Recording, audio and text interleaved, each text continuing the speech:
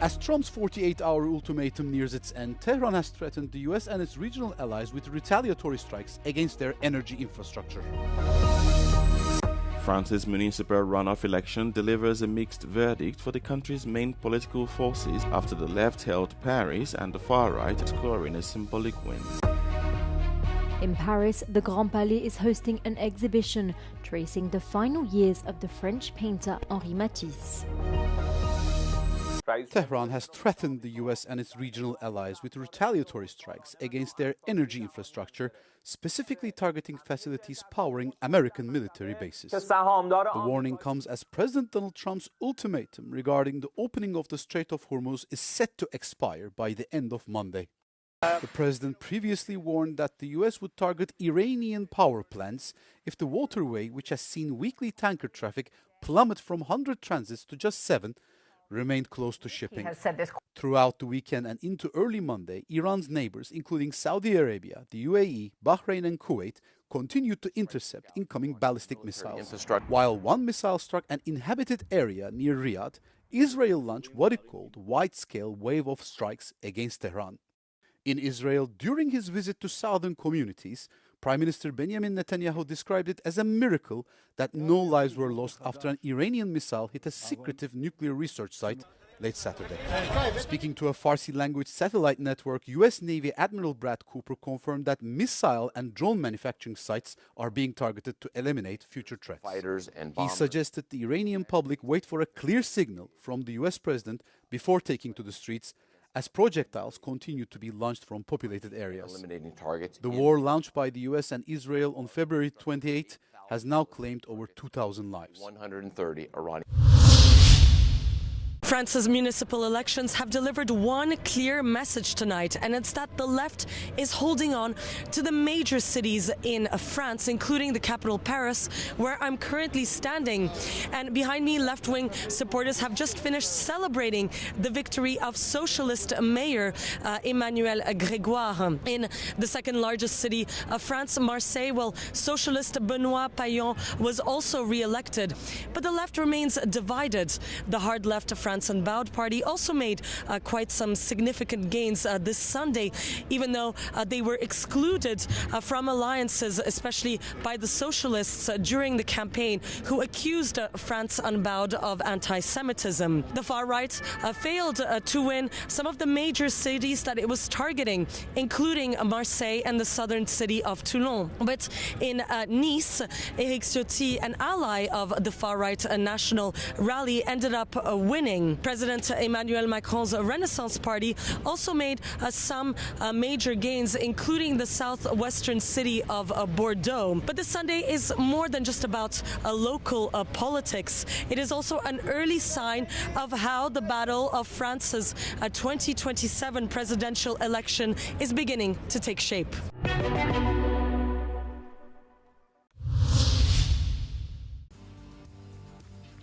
With Donald Trump's victory, gender ideology and wokeness have been pushed back. One can proudly embrace Christianity and say no to migration.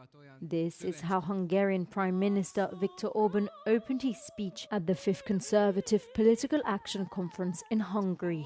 Leaders of far-right parliamentary parties from Austria, the Netherlands, Germany and Spain also addressed the conference.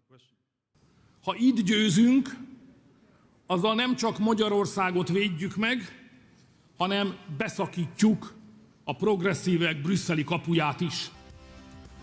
Orban also said that under the leadership of the United States, a new conservative world order is taking shape, in which Hungary serves as the leading force in Europe. And despite all of the attacks, you have to understand, he keeps on winning. Participants arrived at the closed-door event in the utmost secrecy, but Euronews managed an interview with Moldova's former president, who says nowadays it is EU interference which should be feared. Probabil cei care sunt acum la conducerea Bruxellesului ar dori ca în Ucraina să fie alt guvern care nu ar pune în Ungaria să fie alt guvern care nu ar pune obstacole în calea integrării europene a Ucrainei. Several CPAC speakers also argued that the EU would be committing suicide by admitting Ukraine.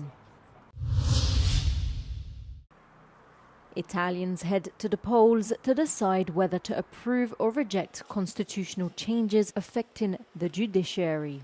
The two-day referendum, led by the Conservative Prime Minister Giorgia Meloni, has sharpened political divisions and unified the centre-left opposition. As of 7 p.m, according to the Interior Ministry, turnout stood at 38.90% of eligible voters. This is higher than in previous two-day referendums. In 2025, just over 16% had voted by 7 p.m. Meloni says the reform would make the justice system more efficient and less politicised. But critics argue it could undermine judicial independence and increase political influence over courts. The most controversial proposal would replace elections for most members of the Superior Council of the Judiciary, the body that governs judges' careers, with a lottery system. The vote is seen by many commentators as a test for Meloni's government 1 year ahead of national elections. For many farmers in Germany, the war in Iran has now reached their fields. In March, when winter wheat, rapeseed and other crops urgently need nutrients, fertilizer is becoming scarcer and more expensive. One reason is the blocked Strait of Hormuz. A large portion of the global fertilizer trade passes through it. At the same time, energy and transportation costs are rising. Ich kenne Bauern, die haben noch nicht 1 Kilogramm Stickstoff auf ihrem Hof geliefert bekommen. Die haben natürlich ein Riesenproblem, weil die gesamte Vegetation nach hinten geschoben wird. Die Pflanzen können sich nicht vernünftig die haben keine vernünftige Jugendentwicklung. Also die werden ein Thema haben in Ertrag und Qualität. Normally, fertilization proceeds according to plan during these weeks, but this time things are very different. Since late February, markets have come under pressure, deliveries have stalled and prices are rising. Aber den Sonnabend vor 1,5 Wochen ging das Drama ja los mit den riesen Dieselsprüngen, also beim Spritmarkt diese Sprünge.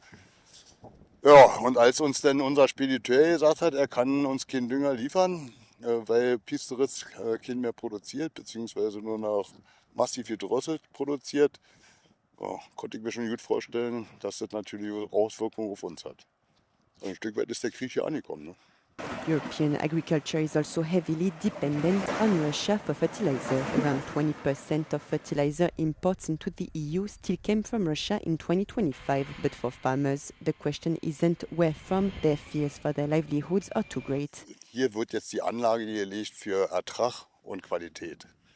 Und wenn das nicht möglich ist, haben wir keinen Ertrag oder deutlich eingeschränkten Ertrag und keine Qualitäten, um jetzt Backgetreide zu produzieren. Das ist das Problem. Peters is still trying to mitigate the shortage with fermentation residues, but if fertilizer remains scarce, the crisis could soon affect consumers as well. The exhibition Matisse 1941 to 1954, which highlights the final years of French painter Henri Matisse, opens its doors at the Grand Palais in Paris. More than 300 paintings, drawings, books and cut-out gouaches trace this key period in the artist's life, considered his most prolific. Cette période a été pour Matisse, qui était pourtant un vieil artiste, puisqu'il a 70 ans en 1941, 84 ans lorsqu'il s'éteint en 1954 à Nice. Eh bien, ça a été la plus prolifique parmi les plus prolifiques de toute sa carrière de peintre. C'est le moment aussi où il va vraiment se réinventer à travers un médium qui est celui de la gouache découpée. Et à travers ce médium, voilà, créer des œuvres qui vont être de plus en plus monumentales. Et c'est cet aspect-là de Matisse qu'on va pouvoir découvrir à Paris. The exhibition spans 2 floors and the works are presented in an atmosphere inspired by the artist's working conditions. Ce que nous avons voulu restituer dans l'exposition et dans le parcours de l'exposition, c'est cette intimité avec l'atelier, c'est de pouvoir rentrer dans l'atelier de Matisse, se retrouver face aux œuvres comme si on était dans l'atelier de Matisse. The exhibition brings together the painter's best-known works alongside pieces that remain little known in France and runs until July the 6th.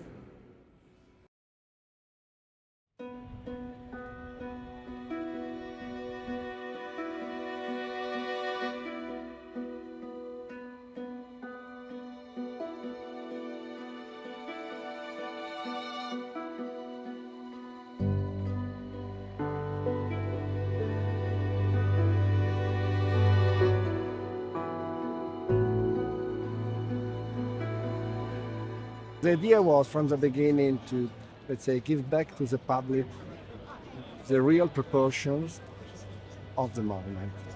And we have done that thanks to the fact that we have rebuilt the real perimeter, the crepidine of the Colosseum, and at the same time, the dimension of all the arcs of the furniture, which were covered by ground that had been covered for centuries.